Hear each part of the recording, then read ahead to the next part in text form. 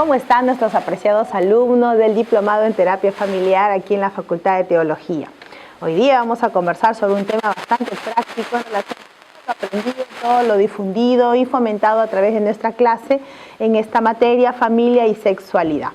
¿Cuáles son los modelos de intervención psicológicas para poder atender a una pareja, a una persona que viene buscando ayuda? Ayer conversábamos en nuestra clase, en nuestra tutoría en tiempo real, que la persona que busca ayuda es aquella que está dispuesta a mejorar, puesto que ya reconoció que tiene un vacío, una necesidad, una falencia, algún pendiente que necesita encontrar ayuda para poder superar y salir adelante. En cuanto la persona no tiene esa actitud de deseo, de reconocer en sí mismo que tiene una dificultad, es difícilmente poder avanzar con ella. La frase allí, un consejo no pedido es un consejo perdido, pues se aplica muy bien. Cuando ya esta persona toma conciencia de su necesidad y busca ayuda, es bueno encontrar que como investigadores, como terapeutas, como personas que tienen una orientación en ayuda al otro, hay muchas áreas, muchas esferas en las cuales podemos incursionar. Podemos ahondar en la investigación propiamente dicha, encontrar un caso, una situación especial que nos anime, nos invite a seguir investigando, a poder buscar bibliografía, buscar artículos relacionados en revistas indexadas, académicamente muy serias, encontrar en experiencias de otros, en otros países, en otras latitudes, lo que se relaciona a ese problema que nos convoca, que nos inquieta. Pero además de eso, llegamos al tratamiento, a la atención, al face to face, a la persona a persona, con la cual logramos dialogar, entablar una relación de ayuda. Y esto es parte de nuestro quehacer como terapeutas. La consultoría es otra función para la cual tenemos que estar preparados, tener una suerte de sesiones sistemáticas, sostenidas en el tiempo, con un fin, con un proyecto de vida para una persona determinada, con un caso determinado. El estar en una constante situación de enseñar es real, entonces necesitas capacitarte, necesitas leer mucho, necesitas reflexionar mucho sobre lo que lees, necesitas encontrar que la teoría tiene que asociarse a la práctica, que el investigador necesita no solamente tener información a nivel de la memoria, sino que tiene que darle muchas vueltas, muchos enfoques, muchas perspectivas a esa información, corroborar, confrontar siempre la información que va recibiendo con lo que la observación de la realidad le va permitiendo sumar en cuanto a insumos de percepción, y ambos en un complejo proceso mental crear conocimiento, crear mejor y mayor producción intelectual en la persona. La evaluación constante del terapeuta, del ayudador, del acompañante, del guía, del consejero, es una fortaleza en la vida del profesional. La cultura peruana tiene muchos recelos en cuestión a la evaluación. Hay un pseudo temor de censura, de descalificación cuando se menciona la palabra evaluación, generando tensiones entre los participantes. Sin embargo, la evaluación es un elemento altamente nutritivo, riquísimo, altamente importante y efectivamente mejora de la persona. Entonces, es necesario que el acompañante, el consejero, el terapeuta tenga en cuenta que su desempeño profesional, su ejercer de compañía con aquel atendido, tiene que estar constantemente en revisión, constantemente en evaluación. Y la prevención es otra área en la cual vamos a tener que ahondar sin necesidad de enfrentar, de ayudar a una persona que tenga una problemática, sino que a una comunidad que por la edad, por el género, por la situación espiritual, tenga una posible situación de medio en el cual se acoge. Entonces no hay necesidad de encontrar una problemática, sino de dar información, de orientar, de acompañar por una suerte de evitar errores y de caídas en estas situaciones de riesgo. Un punto importantísimo es que los trabajos de terapeutas tienen que tener muy claro que el creer que la gente puede cambiar no solamente es un presupuesto mental, una preposición, sino tiene que ser una realidad en este acompañante, en este consejero. Cuando viene una persona pidiéndote ayuda, queriendo tu orientación, tu opinión, tu perspectiva sobre su problema, lo que debes tener en claro, no solo cognitivamente, sino prácticamente, es que debes entender que sí puede esa persona mejorar y que esa persona debe percibir y sentir que tú crees que ella puede mejorar, que ella puede cambiar y así su calidad de vida ser diferente. Puede cambiar su conducta, pueden cambiar sus pensamientos, pueden cambiar sus emociones. La persona que viene buscando consejo tiene una necesidad de ayuda, te viene vulnerable ante lo que está viviendo. Entonces tú tienes que darle un espacio como consejero para que él perciba que tú confías en él, que tú tienes fe en él. Es bueno encontrar que cuando el consejero se pone en un pedestal, en un rol de mira, pues es que más o menos tienes que ser como yo, él se pierde la riqueza de la consejería y se cancela toda aquella posibilidad que tiene el aconsejado, potencialmente suyo, por un menester de querer tomar lo que es tuyo como consejero. Entonces cae en una suerte de desear tus habilidades, de desear tus pensamientos y desmereciendo lo que Dios ya le dio a él como persona y se pierde esa riqueza que trae consigo. Es necesario que el consejero, muy inteligentemente guiado por el Señor, en oración para ambos en una conversación, dé espacios para que la persona tenga apertura a su potencial y pueda encontrarse la mejor solución a su problema. Los terapeutas ayudan a que las personas puedan producir un cambio mediante la modificación de las contingencias en su ambiente, auxiliándolos a cambiar y formar las formas en que piensan, ayudándolas a regular sus emociones de diferentes maneras y modificando las formas en que se relacionan con otros. Las emociones son una suerte de cóctel que a veces nos juegan en contra. Desde pequeñitos los seres humanos no tenemos una tendencia hacia la cultura emocional. Las emociones nos juegan en contra algunas veces por esa falta de cultura emocional que tienen los seres humanos en la mayoría de personas. Cuando un niño, por ejemplo, se cae, se rasguña, se hiere, lo que los padres de inmediato buscan es un tipo de herida, de sangrado, de raspado físico y atender y auxiliar esa necesidad. Pero no se preguntan cómo se habrá sentido el niño frente a la situación. Se toma como obvio, como tácito, y es bueno educar emocionalmente a los niños para que los seres humanos de grandes no tengan problemas de manejo de emociones. Preguntarle al niño, ¿y cómo te sentiste? ¿Qué sentimientos afloraron contigo en este momento? ¿Qué pasó? Cuéntame, ¿qué sientes? ¿Qué piensas? Más allá de la herida, porque ellos van a decir dolor, miedo, además de eso, ¿qué más? Y encontrar qué emociones afloraron para que él empiece a reconocer sus emociones, las empiece a ubicar, a clasificar y definitivamente pueda finalmente controlarlas.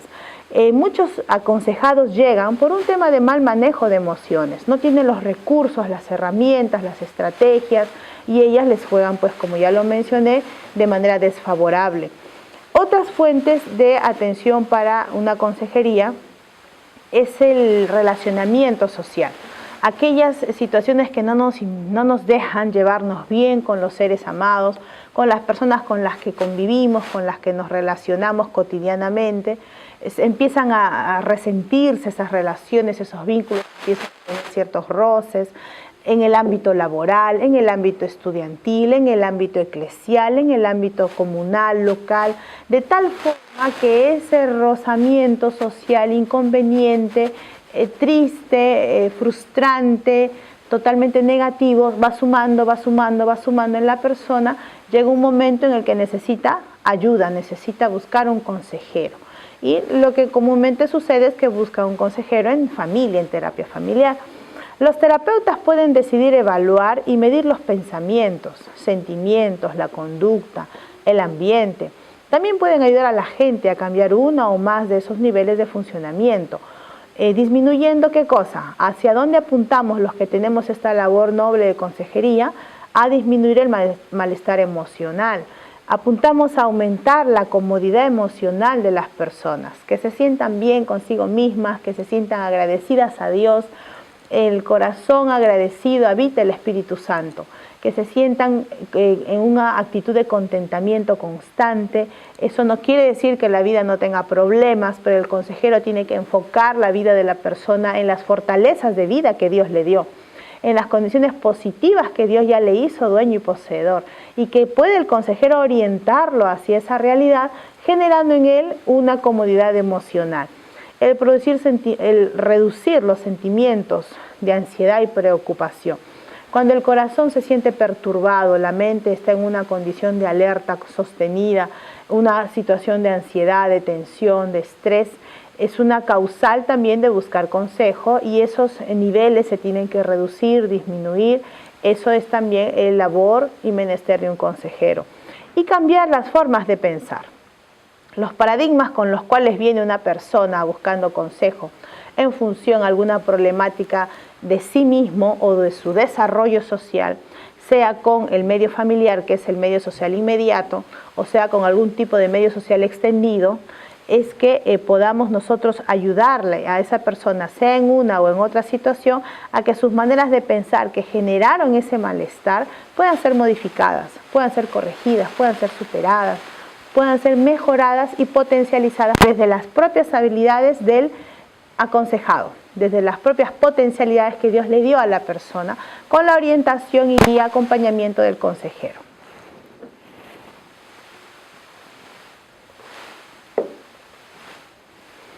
El ambiente que buscamos es aquel que debe ser el ambiente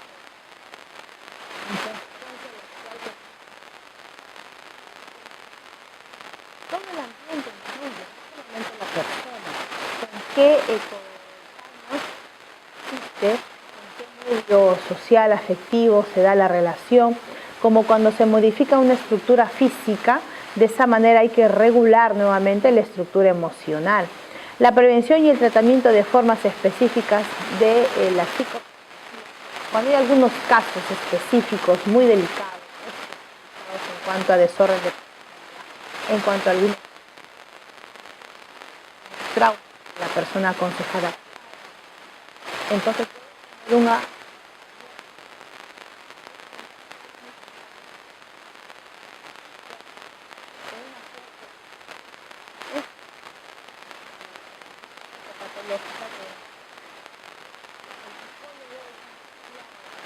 de aconsejar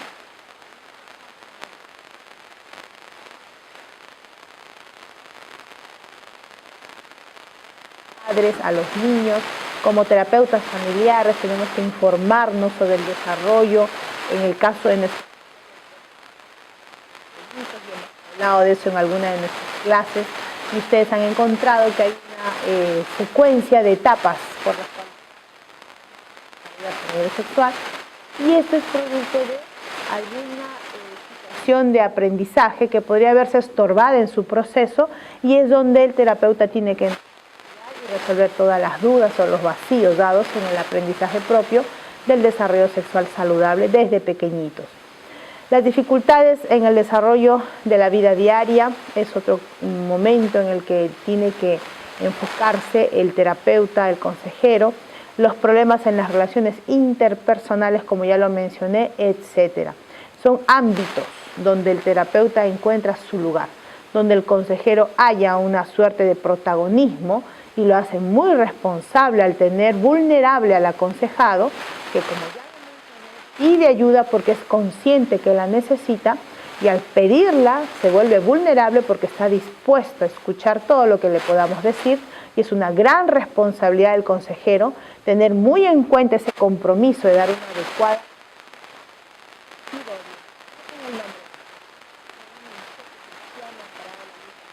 espíritu de la profecía.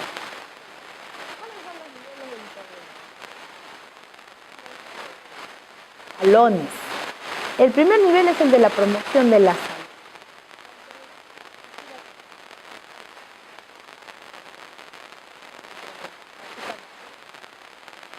O sea, no encuentra una patología, un desorden, una situación de crisis, de alarma, de desgaste, no.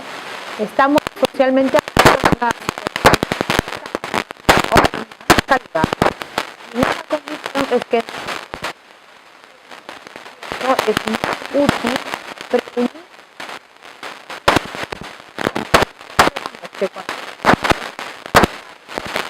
sociales, espirituales, tan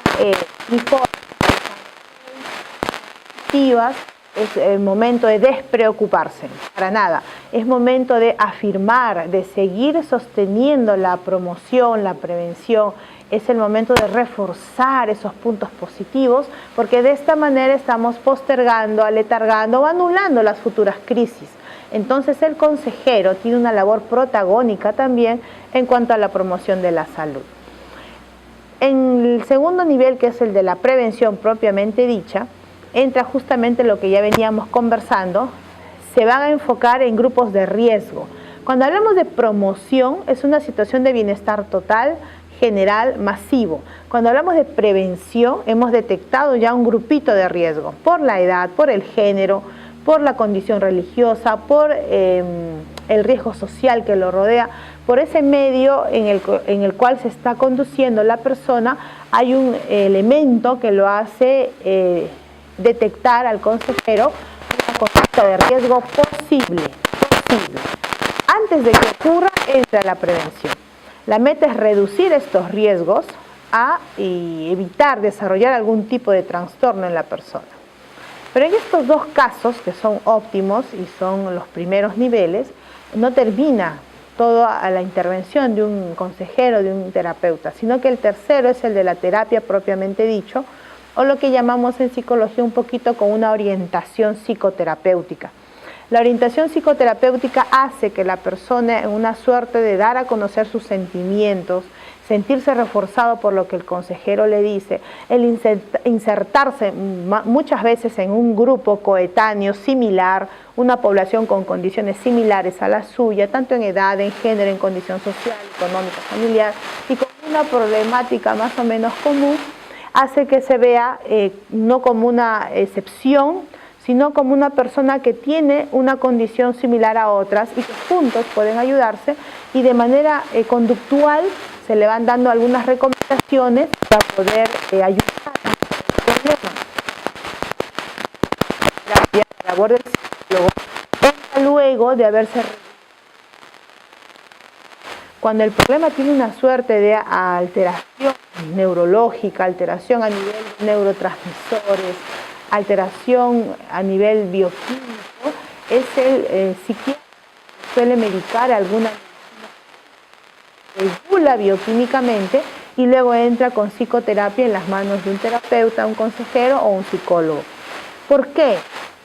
Porque en esta fase del tratamiento la intervención se dirige a la persona que ya manifiesta algún trastorno, algún desorden, alguna necesidad especial, y necesita tener una suerte de consultorías bastante detalladas, bastante responsables, sostenidas en el tiempo, y con la evaluación sostenida también de cómo va procesando esta situación compleja que lo abordó.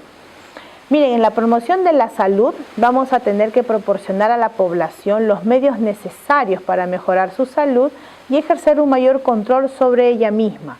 Hablemos de salud mental y salud física.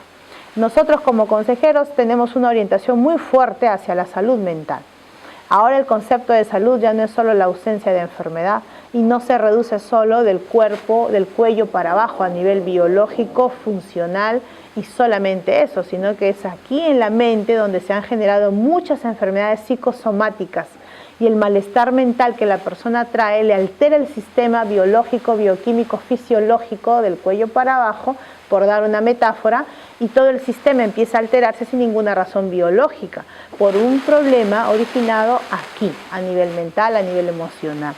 Entonces necesitamos en la promoción de la salud encontrar que debemos mejorar. Esto es un consejeros aquí en terapia familiar a nivel de sexualidad y familia, que tienen que abordar el tema de la sexualidad en esa plenitud de salud integral. La salud como fuente de riqueza de la vida, como un concepto positivo que acentúa los recursos sociales y personales, así como las aptitudes físicas.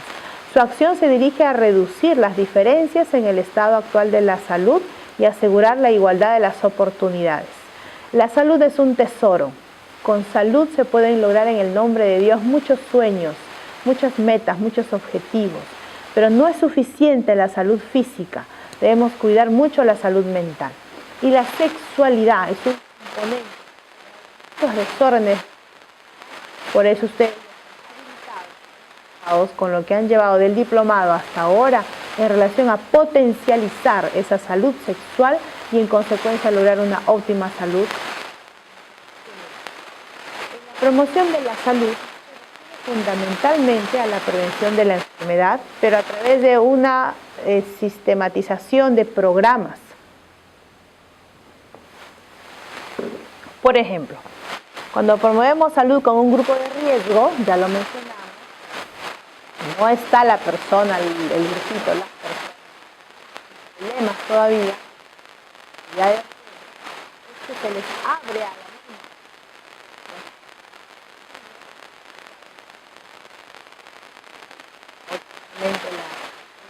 El consumo del alcohol en el caso de quienes profesan el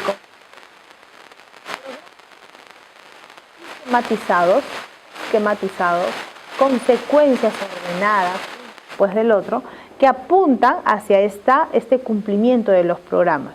Eso es promover la salud. Tiene que ver con la nutrición, tiene que ver con el ejercicio físico, con la actividad física, con el control del estrés, con el buen manejo de la sexualidad, cómo se logra esto de manera metódica, sistemática. Definitivamente, todo lo que tiene atención y cuidado de parte de la persona tendrá mejores resultados. El Señor nos puso como mayordomos de todo lo que nos encomendó, desde el cuerpo que no nos pertenece, sino que es suyo, las propiedades, las cosas materiales que Él nos dio, de las cuales también somos mayordomos, de los talentos que Él nos regaló, de los dones que Él nos regaló, de todo ello somos mayordomos y tenemos que saber promover y cuidar, optimizando lo mejor, potencializando a cada una de estas dimensiones, en este caso a nivel de promoción, en el enfoque de programas que nos orienten de manera ordenada cómo lograr esto en todas las dimensiones de nuestra vida. Vamos a encontrar entonces que la prevención ofrece recursos para aquellos individuos expuestos a condiciones de alto riesgo. Además, la promoción de la salud se interesa más allá de los estilos de vida. Ella incluye un nivel adecuado de vida, buenas condiciones de trabajo, educación, una actividad física sostenida, un descanso y recreación proporcionales. Todas estas connotaciones del desarrollo humano tienen que ser producto del cuidado. Un consejero tiene que ser bastante equilibrado al encontrar un caso, una situación de crisis que tal vez tenga un desbalance en ese desarrollo integral que el ser humano debería lograr. Tal vez las horas de recreación se han reducido tanto que ha logrado embotar y saturar la vida de una persona.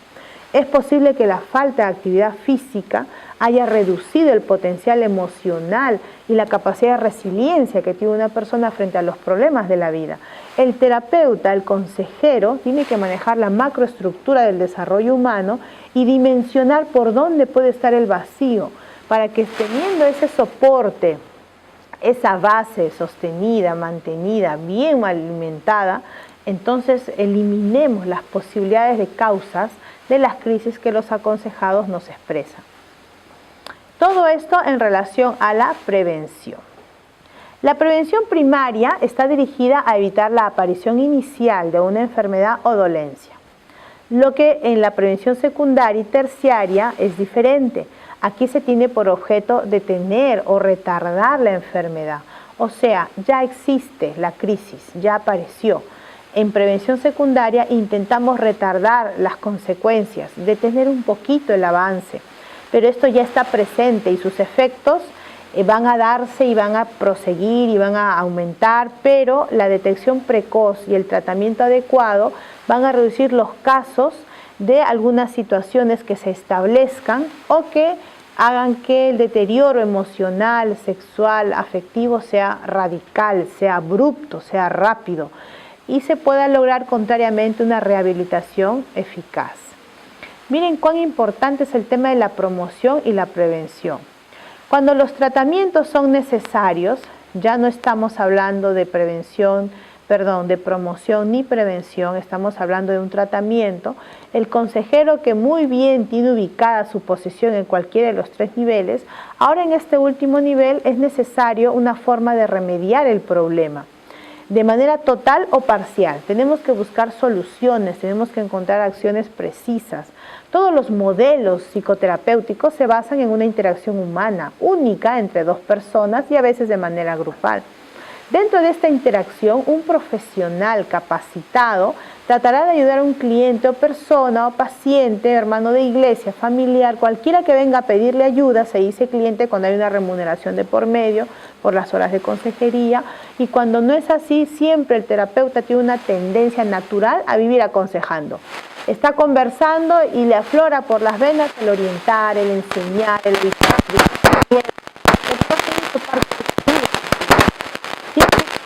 De manera diferente, la persona que viene a buscar tiene que ubicarse en su posición de referente para los que necesitan de su orientación. La relación entre terapeuta y paciente se caracteriza por la confidencialidad, la confianza y el respeto. Aquí hay un principio básico para quienes nos toque esta labor de ser consejeros. No se puede romper la barrera de la confidencialidad bajo ningún argumento. Cuentas a tu mejor amigo, que si le cuentas a tu esposo, que si le cuentas a tu esposa, a tu hermano, a tu hermana, a tu hijo, bajo ningún patrón. Y de pronto el terapeuta, el consejero, encontró un caso rico para poder analizar, desmembrar, desenfocar y volver a enfocar, desarmar y volver a armar. Es una cosa fascinante el proceso mental que lleva a estudiar cada una de las situaciones del conocimiento. Encuentra esto el consejero, pues tendrá que evitar dar los nombres, tendrá que evitar de pronto mencionar algún tipo de similitud, indicador que detecte quién es la persona, y en función a eso compartir la experiencia con fines de enriquecimiento de consejería. Muy bien, hemos encontrado que la discreción, la confidencialidad es un requisito básico, primario para un consejero, para un terapeuta. A lo largo de las imágenes presentadas en la clase virtual, que van a quedar ahí registradas y grabadas en nuestra aula de terapia familiar, en nuestra familia y sexualidad, ustedes van a encontrar estrategias que van a ir enriqueciendo y algunos principios, axiomas básicos que el consejero debe considerar al atender a una persona. Los procedimientos, las técnicas, la formulación de hipótesis, las inferencias, el encontrar las soluciones, cómo canalizar esas soluciones, cómo irlas detectando y orientando de la mejor forma según sean nuestros pacientes, está siempre a su disposición a través de nuestra aula virtual. Ha sido un gusto, un privilegio, apreciados estudiantes, estar con ustedes a lo largo de esta materia. Que Dios los pueda hacer canales de luz y que lo recibido a nivel cognitivo sea siempre una bendición para las personas que los rodeen, los acompañen y busquen de su ayuda. Dios los bendiga, nos vemos en una siguiente oportunidad.